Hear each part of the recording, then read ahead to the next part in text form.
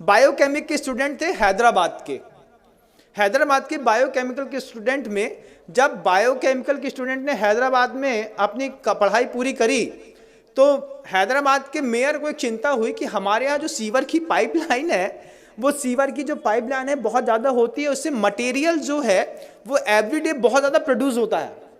तो मटेरियल को डिसॉल्व करने के लिए उनके पास कोई स्पॉट या कोई चीज़ दिखाई नहीं दे रही थी। आप क्या सोचते हैं कोई क्या कर सकता है?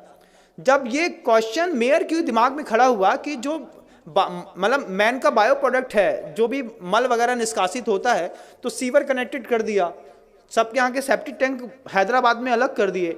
अब कनेक्टिविटी बना करके सीवर की पाइपलाइन से पूरे हैदराबाद का जो मल है वो एक जगह पर स्टोर होता था। तो उसको खत्म करने के लिए क्या दिमाग कोई चलाएगा? तो बायोकेमिकल के स्टूडेंट ने उसमें लिक्विड क्लोरीन डाल करके उस पीले को व्हाइट कर दिया, और पीले को व्हाइट करने के बाद उसमें से उसकी स्मेल गायब कर दी। क्लोरीन NaCl, आपने अगर नमक का सूत्र सुना हो तो बंधुओं, मतलब सोडियम अलग होता है, क्लोराइड अलग होती है, NaCl2 ये उसका रासायनिक फॉर्म है।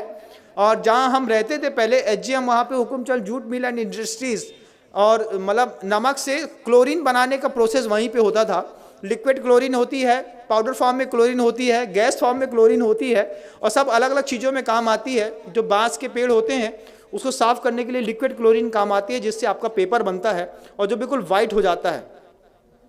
तो वो बायोकेमिकल के जो स्टूडेंट हैं, वो बायोकेमिकल के स्टूडेंट ने पूरे के पूरे जो मल हैदराबाद के बाहर इकट्ठा होता था उसमें क्लोरीन को डाल करके मिक्सअप करके पीले से वाइट कर दिया। फिर जो वो पूरा एक पेस्ट के रूप में था उसको ड्रायर में डाल करके सुखा दिया, उसका पाउडर फार्मिंग कर दी। और सबसे बड़ी बात तो ये है कि कानपुर की गुटखा फैक्ट्रियों में बेच करके बड़ी बड़ी कंपनियों के गुटकों में पैक होकर के वो मल लोगों को पाउच में अंदर तक खिला दिया। ये ज्ञान के दुरुपयोग का युग है बंधुओं। आपको आश्चर्य होगा, लगता है ना कि हम जिस कंपनी का गुटखा खाते हैं ये तो बहुत फ्रेश है और बढ़िया है। जब आपको पता चले कि बायोकेमिक के स्टूडेंट की इतनी बड़ी करामात है कि उसने पूरे के पूरे मानव के बायो प्रोडक्ट को क्लोरीन डाल करके उसकी स्मेल हटा करके और उसको गुटके में मिला करके उसमें फ्रेग्रेंस मिला दिया। फ्रेग्रेंस का कारोबार कितना बड़ा है कभी आप सोच भी नहीं सकते, कुछ नहीं सोच सकते। और आपको तो खुलते ही साथ ही खुशबू आती है, एक तेज स्मेल। आप किसी भी कंपनी के गुटके को 5 मिनट के लिए एक पानी में डाल दीजिए, थोड़ी देर उसको हाथ से मसल के देखिए, फिर आपको पता चलेगा, जब इसकी स्मेल हट जाएगी फिर उसको खा के देखिए, तब पता चलेगा कि हम अपने मुंह में क्या खाते हैं। उसमें चूना और कांच दोनों मिलाया जाता है कि कांच से बारीक कांच का पाउडर रहता है जिससे आपकी जबान थोड़ी सी कटती है, और चूना उसके ऊपर लगता है तो आपको थोड़ी सरसराहट सी होती है। इसके चक्कर में आप बार बार माउथ फ्रेशनर के रूप में ऐसे पाउच के प्रोडक्ट खाते हैं। बायोकेमिक के स्टूडेंट ने पूरा का पूरा मानव मल उठा करके पाउचों में पैक करके कानपुर की गुटखा फैक्ट्री में जा करके एक बार ऑब्जर्वेशन तो करिए बंधुओं, तब समझ में आएगा ये गुटखा खाने वाले लोग सुबह सुबह मानव का मल खा करके अपनी जिंदगी की शुरुआत करते हैं।